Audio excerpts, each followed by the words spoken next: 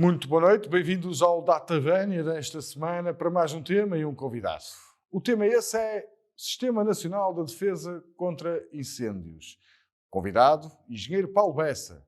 E claro, para debater este assunto temos o nosso habitual autor e moderador deste programa, Paulo Ferrinho. Boa noite, Paulo. Muito boa tarde, Paulo. Mais um Datavania, estamos na quarta temporada, 33º programa. Hoje vamos falar sobre o Sistema Nacional de Defesa da Floresta contra Incêndios. E para isso trazemos um ilustre convidado, alguém da área, muito experiente, que é o Engenheiro Paulo Bessa, que é o chefe de núcleo subregional do Tâmega e Sousa e Ave, de uma agência nova, foi criada em 2018, que é a Agência para a Gestão Integrada dos Fogos Rurais, Instituto Público, portanto é um Instituto Público que foi criado para, de alguma forma, fazer a convergência de vários diplomas que vamos falando. Antes de agradecer ao engenheiro Paulo Bessa, digo a todos os telespectadores que tiverem curiosidade de consultar a nossa base jurídica deste programa. Nós vamos falar, isto tem uma base jurídica muito densa, os incêndios florestais, a floresta e todos os atores que estão à volta deste tema das florestas e da gestão das florestas. É uma disseminação de legislação enorme. Posso dizer que são mais de 3 folhas com legislação. Mas escolhemos o Decreto-Lei 124/2006, que é o Sistema Nacional de Defesa da Floresta contra Incêndios, que é o diploma estruturante. Depois temos a Resolução do Conselho de Ministros número 71/2021, de 8 de junho, que saiu muito recentemente, e que fala sobre o Programa Nacional de Ação do Plano Nacional de Gestão Integrada dos Fogos Rurais. E depois temos a Diretiva Operacional Nacional número 2 do DECIR, que é emitida pela Autoridade Nacional de Emergência e Proteção Civil, que foi aprovada a 21 de abril de 2021, deste ano. A Lei número 33/96, de 7 de agosto, que é a base estrutural, que é a Lei de Bases da Política Florestal, relativamente aos solos e à exploração florestal. Depois temos o Decreto-Lei número 12/2018, a 6 de fevereiro, que cria a Agência para a Gestão Integrada de Fogos Rurais, Instituto Público, onde o Sr. Engenheiro é trabalhador associado com responsabilidades acrescidas nesta área do planeamento, já vamos falar com o Sr. Engenheiro. E, por fim, a Resolução do Conselho de Ministros, número 45/2020, 22 de junho, que aprova o Plano Nacional de Gestão Integrada de Fogos Rurais, que é a parte macro desta questão. Então, fazendo a introdução, a nível operacional está convencionado 4 níveis de risco para os incêndios florestais, na área do combate, portanto, e nós vamos falar depois na área macro, que é na área da prevenção e do combate, a partir de 1 de julho até ao nível máximo, que vai durar até 30 de setembro. A defesa da floresta conta com novos instrumentos de planeamento, instrumentos jurídicos e também capacidade da própria administração pública de atacar, tendo em conta as novas competências da agência, da AGIF, da Agência Integrada de Fogo dos Fogos Rurais. Dizer rapidamente que o Plano Nacional é constituído por 3 peças estratégicas: a Estratégia 2030, a Cadeia de Processos e o Processo Nacional, o Programa Nacional de Ação, que é esse que nós vamos falar aqui com o engenheiro Paulo Bessa. Sumariamente, podemos dizer que existem 4 orientações estratégicas deste programa, que é valorizar os espaços rurais, que têm 69 milhões de euros alocados, cuidar os espaços rurais, que têm 207 milhões de euros alocados, modificar comportamentos das pessoas, que têm 70 milhões de euros alocados, e gerir eficientemente o risco, são 301 milhões de euros alocados. Para concretizar estas orientações estratégicas, existem 12 objetivos estratégicos, 28 programas, 97 projetos e mais de 200 iniciativas, todas escritas neste extenso documento da resolução do Conselho de Ministros, que tem mais de 150 páginas. Se quiserem consultar, está tudo direitinho lá, muito bem explicado qual é o plano para de 2030 relativamente ao Programa Nacional de Ação. O principal foco deste Programa Nacional está 58% na prevenção, isto é, as principais medidas estão direcionadas para a prevenção, e 42% para o combate aos incêndios, isto é, na reação após o incêndio ter flagrado. E espera-se movimentar um total de 647 milhões de euros com este plano, com este programa, e representando um total do sistema total de gestão dos fogos rurais de mais de 7 mil milhões de euros no plano total deste sistema de gestão integrada de fogos rurais. Para finalizar, dizer que este ano já está aprovado na área do combate, e depois vamos deixar esta área do combate e vamos falar mais da prevenção, 9.679 operacionais, 60 meio aéreos, 4.266 bombeiros voluntários, 240 operacionais da Força Especial de Proteção Civil, 2.176 guardas da GNR, mais de 2.000 sapadores florestais e 77 postos de vigia que já estão ativos. A partir de 1 de julho, ainda é reforçado, passa para 12.058 operacionais, 2.795 equipas constituídas para o ataque, para o combate, 2.656 veículos e 60 meios aéreos que se mantêm. Basicamente, esta é o quadro geral, não muito densificado. Agora vamos tentar, junto com o engenheiro Paulo Bessa, decompor esta questão. A primeira questão que eu faço é uma questão, e agradecer a sua presença, muito obrigado pela sua presença, é se podemos estar tranquilos este verão relativamente a este Programa Nacional de Ação que é feito e está tudo preparado para não termos dissabores mais este ano em 2021. E muito obrigado pela sua presença. Agradecemos o convite por estar aqui presentes. Especificamente a questão que coloca, nós temos um sistema sempre preparado, ou seja, inclusive é com um reforço de meios. Esse número que referiu teve já um incremento face àquilo que era o dispositivo do ano anterior, e é naturalmente um dispositivo preparado, mais do que preparado, para fazer face àquilo que é a generalidade das ocorrências que existem. Mas temos que ter presente que, apesar de termos um bom dispositivo e nem que tivéssemos o melhor dispositivo do mundo, há limitações para aquilo que é a capacidade da supressão dos meios que estão empenhados. Por isso, seguramente que estamos preparados para a generalidade e normalidade dos incêndios, mas nunca estaremos preparados para aquilo que são eventos complexos de grande magnitude, conforme aqueles que tivemos no passado. Aí entra uma outra componente, que é não a componente da supressão do incêndio, mas a componente da preparação das pessoas para a ocorrência desse incêndio. E, nessa matéria, tem vindo a ser feito um trabalho bem consolidado naquilo que é a educação para o risco, a preparação das pessoas para reconhecer o risco de incêndio e a preparação das pessoas para atuarem com os melhores comportamentos para a sua autodefesa quando esses eventos extremos vierem a acontecer. E já está. Vamos falar um pouco sobre o Programa Nacional de Ação, Sim. que é feito pela agência onde o Sr. Engenheiro trabalha, a Agência da Gestão Integrada de Fogos Rurais. Foi um plano elaborado ou coordenado, porque tem muitos atores aqui envolvidos que participaram. Este Programa Nacional surge porque foram identificadas lacunas. Para terem 4 orientações estratégicas é porque essas lacunas foram identificadas. A questão da valorização dos espaços rurais, o cuidado dos espaços rurais, a modificar comportamentos e gerir eficientemente o risco, não é?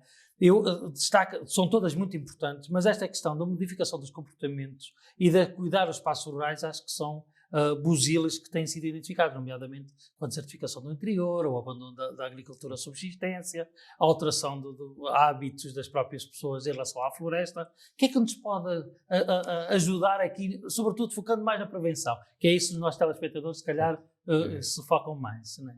Para conseguirmos contextualizar o porquê de surgir este programa, convém recuar a 2017. Ou seja, 2017, na sequência dos graves incêndios que tivemos e das fatalidades que daí ocorreram, foi suscitada uma necessidade consensual de alterar aquilo que era o atual sistema.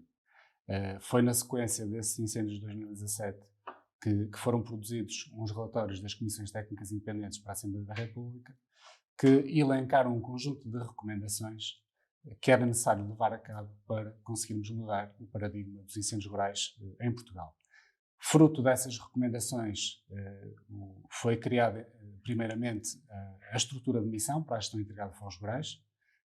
Essa estrutura de missão desenvolveu um conjunto de iniciativas dentro das áreas governativas, no sentido de ir adotando essas alterações, uma das quais a criação da Agência para a Gestão Integrada de Fogos Rurais, que surgiu em 2019, outra das quais, por exemplo, a Diretiva Única de Prevenção e Combate, ou seja, uma diretiva que alinha cada uma das entidades, todos os atores, num fim comum de prevenção. Tanto na prevenção como no combate, exatamente. Não é? E depois, já com a criação da agência, em 2019, a agência acaba por dar corpo às restantes transformações que eram necessário levar a cabo para dar resposta àquilo que o país precisa em termos de incêndios rurais. Começou por aprovar, conforme referiu, o Plano Nacional de Gestão Integrada de Fogos Rurais, Esse Plano Nacional de Gestão Integrada dos Fogos Rurais acabou por consolidar a estratégia e consolidar com consenso e de forma participada a estratégia que o país tinha que desenvolver para reverter a situação da gravidade dos incêndios rurais. Entre outras iniciativas que decorreram foi a própria organização e adaptação das entidades do Estado, o Instituto da Conservação da Natureza, a Autoridade Nacional de Emergência e Proteção Civil, que viram as suas orgânicas alteradas e adaptadas já em 2019, estão também em processo de alteração, que foi também recentemente aprovada uma nova adaptação desses organismos, para que o Estado e os organismos consigam dar resposta àquilo que foram as necessidades elencadas. Já este ano, tendo o Plano Nacional de Gestão Integrada aprovado, a estratégia, a cadeia de processos, que é a forma como as entidades devem promover a concretização dessa estratégia da forma mais eficiente possível e com os melhores resultados. Este ano tivemos a aprovação, ontem, do Programa Nacional de Ação, que acaba por desenvolver o conjunto de iniciativas que são necessárias implementar em cada um dos territórios para dar resposta à especificidade. Sr. Engenheiro, pedir assim para que as pessoas depois traduzam o seu discurso e para aliarmos à questão concreta, iniciativas concretas que possam estar aqui no plano para as pessoas perceberem, por exemplo, duas iniciativas para valorizar os espaços rurais, por exemplo, iniciativas para cuidar dos espaços rurais, modificar comportamentos e gerir eficientemente o risco. Que iniciativas concretas para estas orientações estratégicas? Passo já às iniciativas. Vou-lhe dar uma vista muito simplificada como é que podemos enquadrar de forma articulada essas 4 iniciativas. Uma das grandes debilidades que se identificou foi o facto de o território não estar a ser valorizado. Ou seja, não conseguimos criar valor no território rural. Sobretudo no interior do país. Em todo o território. Aquilo que é propriedade rústica não vê valorizado aquilo que são os valores que traz. Então a teoria que está subjacente a todo este programa assenta no princípio de que se conseguirmos injetar algum valor naquilo que é a produção do mundo rural, iremos suscitar um maior interesse dos seus proprietários em promover aquilo que chamamos pelo cuidar dos espaços rurais. Conseguindo alavancar e promover este cuidado dos espaços rurais, aliado àquilo que é necessário, a modificação de comportamentos nesse próprio cuidar. Mas que tipo de comportamentos é que a AGIF pensa em implementar com as populações desses territórios de baixa densidade, do interior, que possam mudar e valorizar os territórios? Há várias políticas ao nível da valorização que têm muito a ver com o planeamento e o ordenamento, sobre a forma de gestão agrupada, sobre a forma como as pessoas atualmente gerem a sua propriedade. Nós temos uma propriedade, não vou dizer abandonada, mas de uma gestão muito passiva, ou seja, a circunstância de nós atualmente não conseguimos tirar uma grande rentabilidade daquilo que é a nossa propriedade rural, leva-nos mas daí muitos proprietários que é a intenção do próprio investimento. Daí muitos proprietários procurar financiamento ou valorização dos territórios através de espécies não autóctones, por exemplo, meterem muito eucaliptos em vez de castanheiros. Os proprietários que é uma forma de rentabilizar os proprietários daquilo que lhes rentabiliza da melhor forma a propriedade que tem. Exatamente. Isto, se considerarmos que temos ciclos de fogo que andam entre os 5 e os 10 anos, nós nunca conseguiríamos ter uma rotação completa de uma outra espécie que não seja do eucalipto. Exato. Mas é um facto que os proprietários, se calhar, têm uma maior apetência por espécies de rotação mais curta, porque garantem, face à dinâmica e ao regime de fogo, conseguem ter alguma que é a questão do valor que estava a falar. Mas o valor que se pretende alcançar pode ser, por exemplo, o valor pela remuneração dos serviços de ecossistema. Pode ser o valor através da certificação da produção florestal que eles têm. Por isso, essas são das 2 iniciativas que estão elencadas, mas passa também por criar dimensão daquilo que é a capacidade de gestão da propriedade. Não ser um pequeno proprietário a tentar rentabilizar uma pequena propriedade, mas dinamizar processos, e existem fichas de projeto neste programa de ação, que procuram e promovem a gestão agrupada das propriedades. Mas nós temos um grave problema em Portugal, que é os cadastros rurais, não é? Que é muitas destes territórios não existe, não se sabe quem são os proprietários dos terrenos, o que dificulta muito e é um ponto fraco deste próprio programa nacional. Vão conseguir impor a proprietários que desconhecem? Não é um ponto fraco, é um ponto que mereceu muita atenção. Eu sei, não, ponto fraco que eu identifiquei. Atual, exatamente. Existem programas específicos para a questão do cadastro. e aí houve um salto enorme naquilo que é a intervenção de outras entidades que até agora pouco intervinham na questão dos incêndios. Dou o exemplo da Direção-Geral do Território, do Instituto de Notariados, em que está a ser alavancada, já em vários concelhos, por exemplo, o balcão único do Registro Simplificado da Propriedade. Está previsto também o adensamento daquilo que é o cadastro nas tais regiões onde se promove a gestão agrupada da propriedade, e também, para alavancar o cadastro, uma outra figura que são os planos de reordenamento da paisagem. Ou seja, são figuras jurídicas que estão a ser implementadas no sentido de conseguir alavancar cada uma das fichas de projeto que tem em territórios que têm essas dificuldades que falou, no caso do cadastro, no caso do desconhecimento dos proprietários. Mas está bem consolidado aquilo que são o dotar a administração das ferramentas necessárias para conseguir ultrapassar essa dificuldade. E medidas concretas para mudar os comportamentos. Mudar os comportamentos. Porquê? Porque eu fui ver as estatísticas, a maior parte das estatísticas de fogos em Portugal decorrem não de fogos dolosos, mas larga maioria, e às vezes isso é um mito que se criou, da negligência humana, nomeadamente as limpezas de terreno, as queimadas, a limpeza de terreno para a pastorícia e a utilização de maquinaria, tudo em forma de negligência, não é? Descreveu perfeitamente o mito. Porque realmente há um mito e há uma ideia generalizada de que a maior parte dos incêndios decorrem por... A modificar comportamentos vai entrar aqui nesta questão. A modificação dos comportamentos foca-se muito naquilo que tem que ver com a utilização do fogo nas práticas culturais que estão já instituídas e enraizadas. O facto de termos uma população mais envelhecida, o facto de termos uma população urbana mais próxima do meio rural, relativamente ao qual não estão habituados a lidar, leva a que haja um esforço na educação ou na reeducação sobre a forma como as pessoas podem utilizar o fogo, por exemplo, para eliminar sobrantes de exploração, para eliminar de exploração agrícola, o uso do fogo para fazer a gestão das suas propriedades.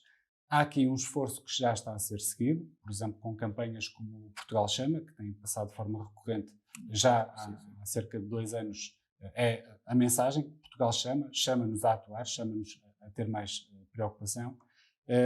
Há realmente uma reeducação que é preciso fazer. Não terem comportamentos de risco, não só no uso do fogo, na utilização de maquinaria, naquilo que é o seu cotidiano, que acabam por gerar muitas das ignições que nós aqui assistimos. Ignições essas que, em particular aqui neste território, representam 2 e 3 vezes mais do que, por exemplo, outros distritos no país. Por isso há uma assimetria muito grande entre a dinâmica de ignições que nós temos aqui na região norte. Traduzir ignições é o incêndio a ocorrer. Isso tecnicamente chama-se ignição, portanto é só para os nossos telespectadores. Falamos em ocorrências. Exato, ocorrências de incêndio. O fogo a surgir é uma ignição, exatamente. A sua maioria decorre de comportamentos negligentes para os quais nós temos que alterar. Sr. Engenheiro, outro comportamento que eu gostaria e que me peça para me ajudar a tentar elucidar é que a lei, e às vezes criou-se uma grande celeuma, a lei que gera esta questão dos incêndios, que é, voltar a dizer, o Sistema Nacional de Defesa de Floresta contra Incêndios, é o Decreto-Lei 124 de 2006, já teve muitas alterações, a última alteração é de 2019, o Decreto-Lei 14 de 2019, quem tiver curiosidade, fala no seu artigo 15, a rede secundária de faixa de gestão de combustível. Tem dado sempre uma grande confusão, que é a questão de ser necessário margens de segurança entre edificações, de casas, o que é construído pelo ser humano e a própria floresta. Fala-se 50 metros para os proprietários, os arrendatários, os ofertuários. Isto sujeito a coima que eu não cumprir, não é? Portanto, há outro mito que eu também gostava de esclarecer, esta é uma parte, é outra, que é, se eu não limpar, não me vou ninguém chatear. Mas a lei diz, tanto as câmaras municipais como os confinantes, isto é, as pessoas que estão nesses terrenos, ao lado desses terrenos, podem entrar pelo terreno sem pedir autorização, limpar e apresentar a conta. Querem-te explicar como é que funciona isto? Porque há sempre uma guerra enorme relativamente aos terrenos. Em primeiro, explicar o que é isto da limpeza. Sim, nós exatamente. Em limpar, porque são faixas de gestão de combustível, exatamente. Nós não limpamos floresta, nós gerimos floresta. Exatamente. E aquilo que está previsto no Decreto-Lei 124 é a obrigatoriedade de ser feita uma gestão de 50 metros envolvente às edificações existentes. O que é que se pretende com essa gestão? Não é cortar tudo. Há critérios técnicos muito estabelecidos sobre que distanciamento é que deve ser garantido entre as árvores, que distanciamento é que deve ser garantido entre o chão e a base das árvores e que tipo de vegetação arbustiva é que deve ser cortada. Mas existe os nossos telespectadores podem consultar alguma AGIF para... Consta como anexo ao próprio diploma aos critérios técnicos. Sim, mas isto é para técnicos, e não nos municípios, ou seja, nas câmaras municipais, temos um gabinete técnico florestal em todas as câmaras municipais que podem prestar todo o apoio necessário de enquadramento. De uma forma gratuita. Deste tipo de obrigações, totalmente gratuito. O que é que se pretende com esta faixa? Aquilo que se pretende é atenuar a intensidade de um fogo que se aproxima de uma edificação.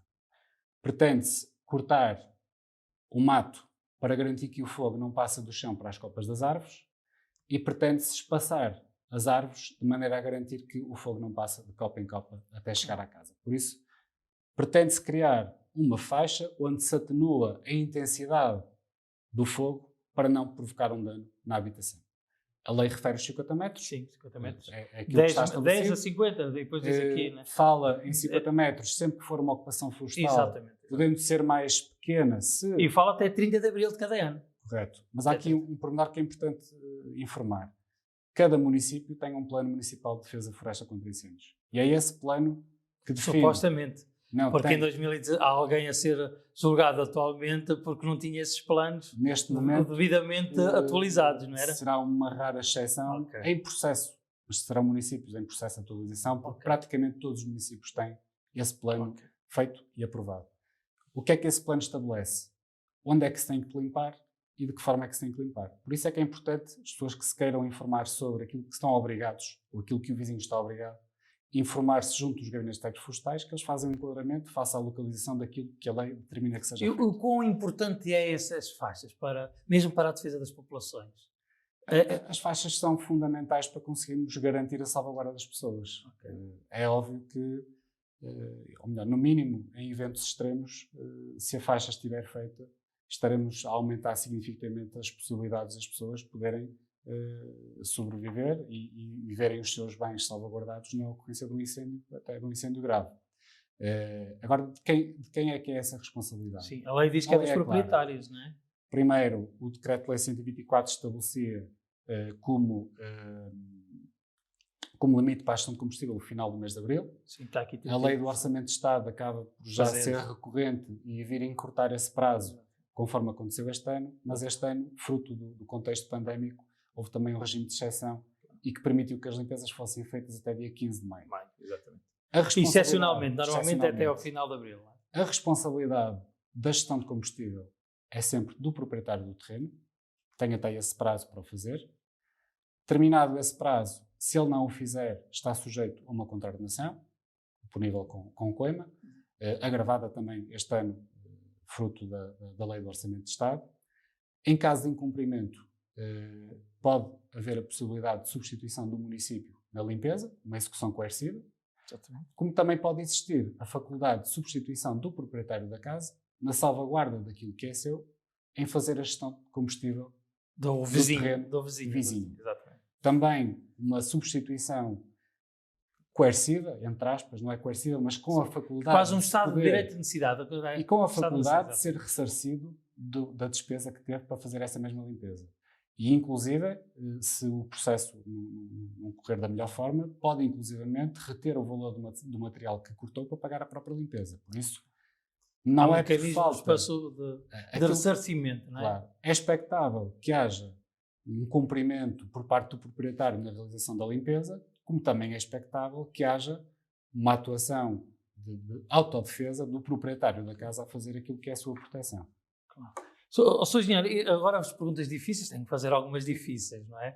E é, se este plano, pela leitura que eu vi, parabéns pelo plano, está muito bem feito, muito bem estruturado, está tecnicamente aquilo que eu percebi muito bem construído e está muito bem alicerçado em várias metodologias que são importantes. Mas aquilo que eu percebo, se este plano for colocado, a prevenção não vai ficar em 58%, mas vai ficar muito acima de 58%. O que vai criar dificuldades e depois, em termos... Porque nós temos a montante, a prevenção. Se ela funcionar muito bem, todos os recursos e dinheiro, emprego e depois no combate vão ser desnecessários.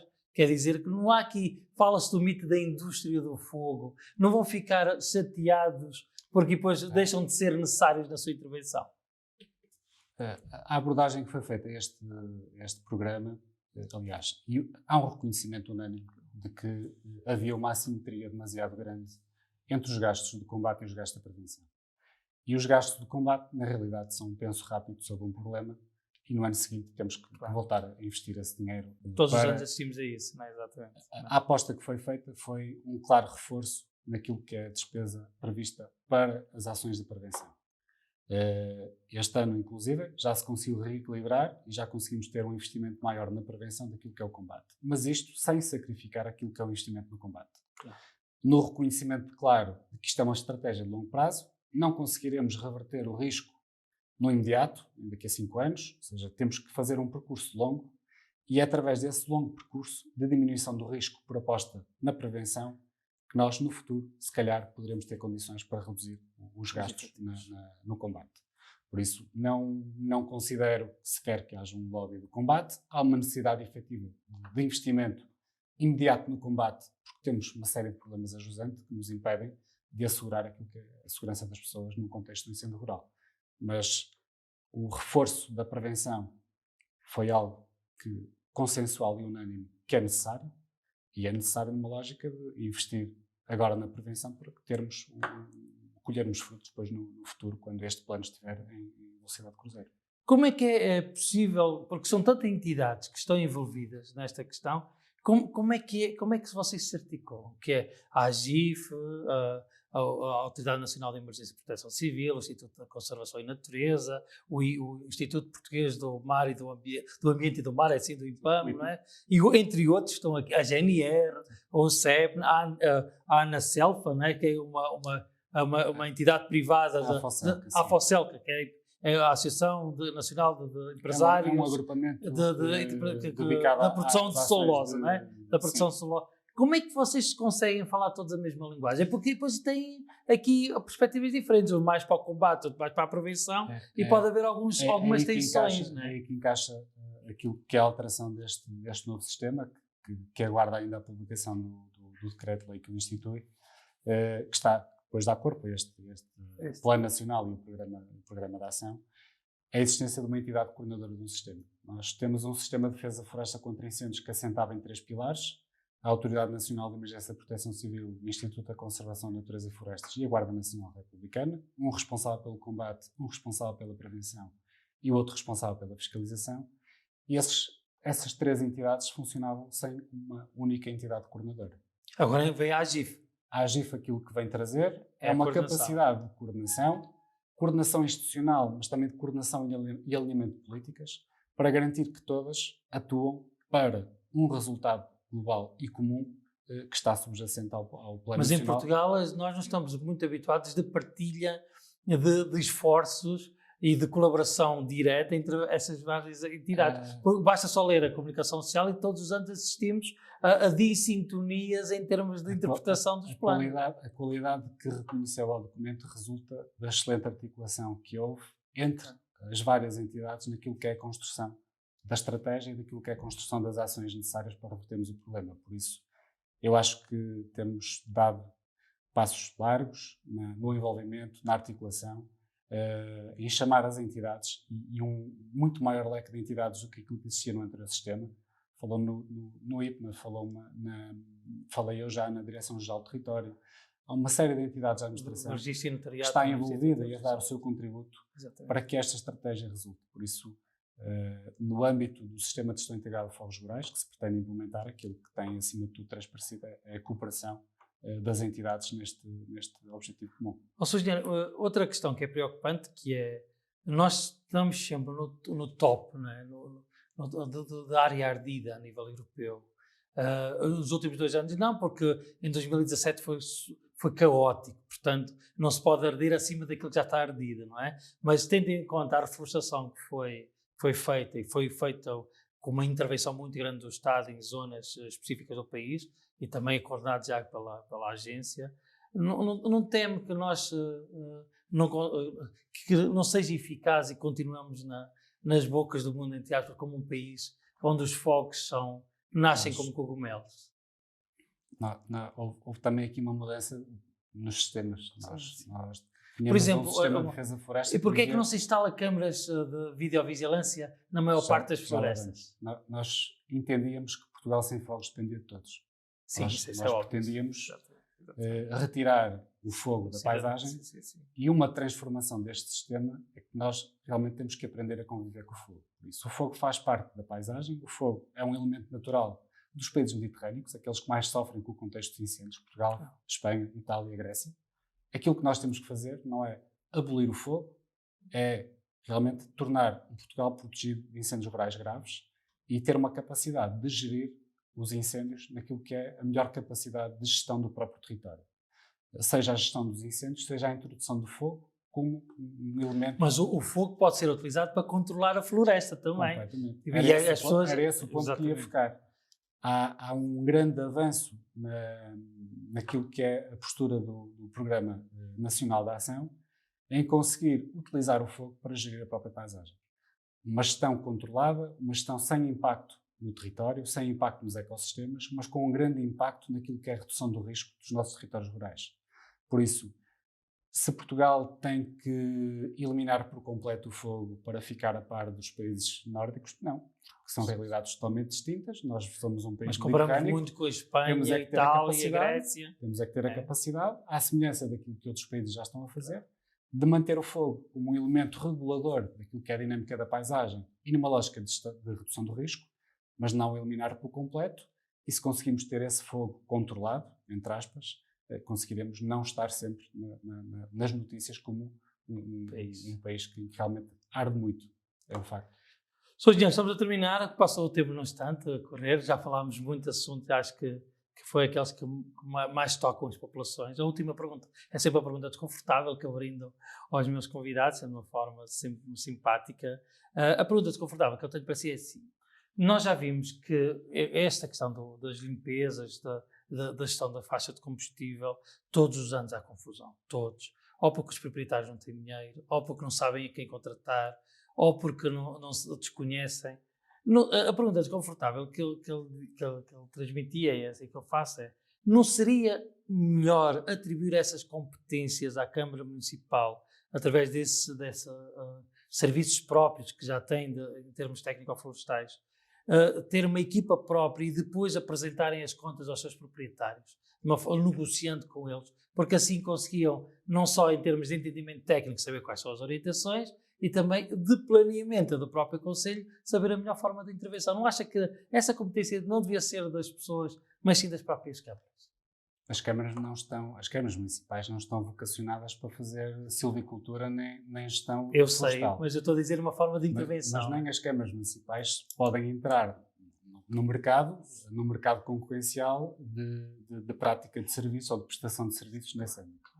A Câmara Municipal tem a faculdade de substituir coercivamente, ou seja, a primeira responsabilidade é do proprietário do terreno. E já falámos aqui, O proprietário do terreno, na realidade, tem um ónus que muitas vezes não pediu, ou seja, o nosso desordenamento e a facilidade com que hoje ainda se consegue construir em espaço rural, em zonas de interface, aquilo que cria um ónus, ou seja, há o dono da casa que quis construir, pôde construir e construiu, mas ao fazê-lo está a criar um ónus na retirada de valor, o tal valor que identificamos que era o essencial para conseguirmos garantir o cuidado do território, e é isso que tem sido difícil. Um proprietário florestal em regiões de minifúndio, com uma casa ao lado, retira-lhe quase na totalidade aquilo que é a perspectiva de geração de valor daquilo que é a sua exploração florestal. Aquilo que este programa implementa também é a possibilidade de desencadear mecanismos para que esta gestão obrigatória seja uma gestão que gere riqueza, que gere valor. Ou seja, não limpar por limpar, mas sim implementar um modelo de gestão daquela faixa que, ainda que cumprindo com a obrigação de proteger a habitação, possa gerar algum tipo de rentabilidade. Por exemplo, houver empresas de gestão do combustível, não é? Biocombustível, portanto... Destacamos aqui o projeto de condomínio aldeia, que é, nas faixas exteriores de proteção às aldeias, sejam dados incentivos para que o proprietário não tenha uma postura de cortar tudo, que tem que cortar, mas que o proprietário possa desenvolver outro tipo de culturas que lhe dão o rendimento necessário para que aquela faixa seja mantida de forma sustentável ao longo do tempo. Sr. Engenheiro, terminamos o nosso tema, mas não queria antes de deixar que o Sr. Engenheiro desse uma palavra aos nossos telespectadores, no sentido de mitigar o risco, aquilo que você considera que é importante, que toda a gente que segue o novo canal e este Data Vénia sinalizar e verificar para ajudar a agência e todas estas autoridades que estão ligadas à gestão das florestas, mitigar o risco para que não haja problemas neste verão. Quais 2 ou 3 comportamentos que sejam importantes, não é? O principal foco que nós temos que dar neste ano, já no início desta campanha, tem que ver com a modificação dos comportamentos. Seja garantir aquilo que é a sua proteção, através da implementação das faixas, Sim, garantir que essa faixa está executada, se não estiver executada, dirigir-se à autarquia para que seja feita a fiscalização, à própria GNR, sempre que possível substituírem-se e fazer a gestão, mas durante o verão aquilo que é importante é a modificação do comportamento e a redução dos comportamentos de risco. Há um período crítico, começa no dia 1 de julho, acaba no dia 30 de setembro.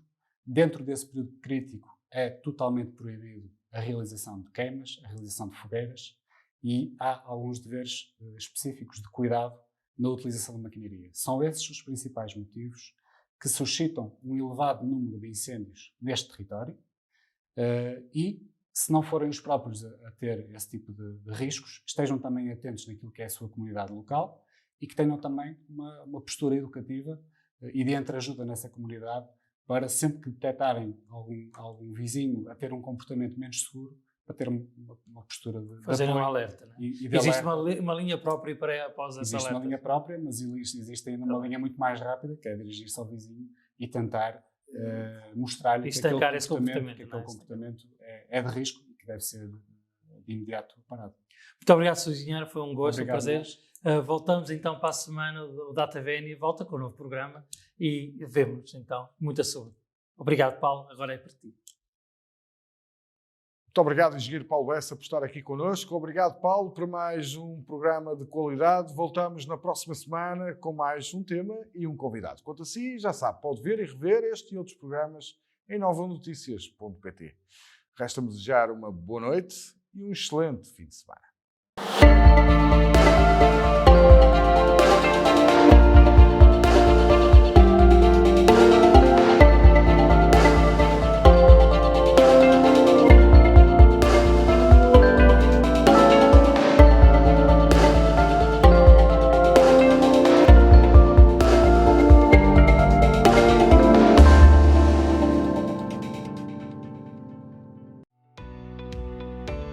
Novum Canal.